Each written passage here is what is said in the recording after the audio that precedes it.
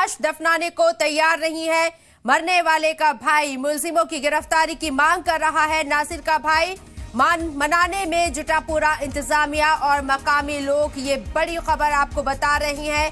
कल जिस तरीके से एक जली हुई कार के अंदर, जीप के अंदर 2 कंकाल मिले थे, जले हुए 2 लाशें मिली थी और बाद में उन्हें फॉरेंसिक जांच के लिए भेजा गया है। और इससे पहले आपको बता दें कि इल्जाम है कि भरतपुर के 2 लोगों को अगवा किया गया, जुनैद और नासिर, जिन्हें अगवा किया गया। और इस पूरे मामले में अब सियासी बयान भी सामने आ रहे हैं, लेकिन इस बीच लाश दफनाने को तैयार नहीं है। मरने वालों का भाई मुलजिमों की गिरफ्तारी की मांग कर रहा है। नासिर का भाई मनाने में पूरा इंतजाम जुटा हुआ है, मकामी लोग भी जुटे हुए हैं। ये भरतपुर की तस्वीरें आपको दिखा रहे हैं। लाश दफनाने को तैयार नहीं है नासिर के भाई। इल्जाम है कि और एक शख्स को इस पूरे मामले में गिरफ्तार भी किया गया है। वाज़ेह रहे कि इस पूरे मामले में जो अब तक बातें निकलकर सामने आ रही है वो काफी यहां पर संदेह पैदा करती हैं, शक पैदा करती है। गो तस्करी के इल्जाम में अगवा किया गया, ये भी बातें निकलकर सामने आ रही हैं।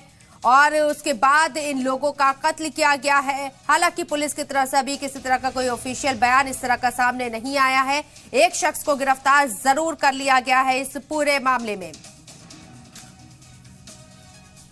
ये हत्या कब तक होती रहेगी? कब तक चलता रहेगा ये कारवां? आखिरकार आप लोगों को एक दिन मरना पड़ेगा, रोड पे आना पड़ेगा। मैं आपके साथ में हूँ, चाहे मेरी बोटी बोटी हो जाए, मेरे साथ में सारे लोग हो जाइए, सारे युवक खड़े हो जाइए। शाना बशाना कंधे से कंधे मिला के आपके साथ में खड़े रहूंगा। डेड बॉडी नहीं दफनाऊंगा, नहीं दफनाऊंगा, नहीं।